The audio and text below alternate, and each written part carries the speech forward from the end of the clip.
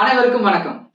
விறுவிறுப்பா நடந்து முடிஞ்ச நம்ம இந்திய பொதுத் தேர்தலுடைய தாக்கம் சற்றும் குறையாத நிலையில தான் தமிழகத்தில் உள்ள விக்கிரவாண்டி தொகுதிக்கான இடைத்தேர்தல் நடக்க இருக்கு. ஜூலை 10ஆம் தேதி நடக்க உள்ள இந்த தேர்தலில் ஆளும் திமுக, பாஜக கூட்டணி சார்பா பாமக, நாம் தமிழர் கட்சின்னு 3 முனை போட்டி நிலவ உள்ளது. பிரதான எதிர்கட்சியான அதிமுக இந்த தேர்தலை புறக்கணிக்க போவதாக அந்த கட்சியுடைய பொதுச் செயலாளர் எடப்பாடி கே பழனிசாமி தெரிவிச்சிருக்காரு. பணம், படைபலம் மற்றும் பரிசு பொருட்களை அள்ளி கொடுத்து திமுக போலியான வெற்றியை பெற முயற்சிப்பதாகவும், இடைத்தேர்தல் சுதந்திரமாகவும் நியாயமானதாகவும் நடக்காது என்பதனால இந்த தேர்தலை புறக்கணிப்பதாக அதிமுக சார்பில் சொல்லியிருக்காங்க. ஒருவேளை இதே யோசனை அதிமுகவின் நிறுவன தலைவர் எம்ஜிஆருக்கு வந்திருந்தா இன்னைக்கு அதிமுகங்கிற கட்சி இருந்திருக்குமானோ, அதுக்கு பொதுச் செயலாளரா எடப்பாடி கே பழனிசாமி தான் இருந்திருப்பாரோங்கிறது சந்தேகம்தான். எப்படின்னு கேக்குறீங்களா? சொல்ற தெரிஞ்சுக்கங்க.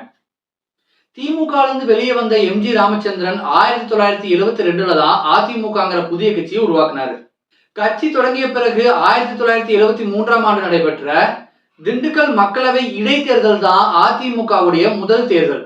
அந்த தேர்தலில் மாநிலத்தில் ஆளும் திமுக, மத்தியில ஆளும் இந்திரா காங்கிரஸ், காமராஜருடைய ஸ்தாபன காங்கிரஸ்னு வலுவான போட்டிகளோட 4 முனை போட்டியை சந்திச்சாரு எம்ஜி ராமச்சந்திரன்.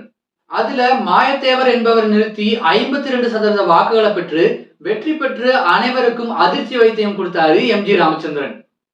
அந்த தேர்தலில் சுமார் 32% வாக்கு வித்தியாசத்துல அதிமுக வெற்றி பெற்றது. காமராஜரின் ஸ்தாபன காங்கிரஸ் 2வது இடத்தையும், மாநிலத்தில் ஆளும் திமுக 3வது இடத்தையும், மத்தியில் ஆளும் இந்திரா காங்கிரஸ் 4வது இடத்தையும் பெற்றாங்க.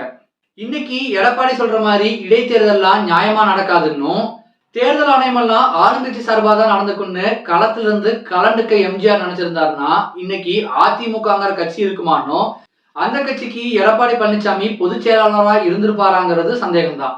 ஸோ இதே மாதிரி விக்கிரவாண்டி இடைத்தேர்தல் பற்றிய செய்திகளை தெரிஞ்சுக்கணும்னா Arjun politics Instagram idea follow பண்ணுங்க.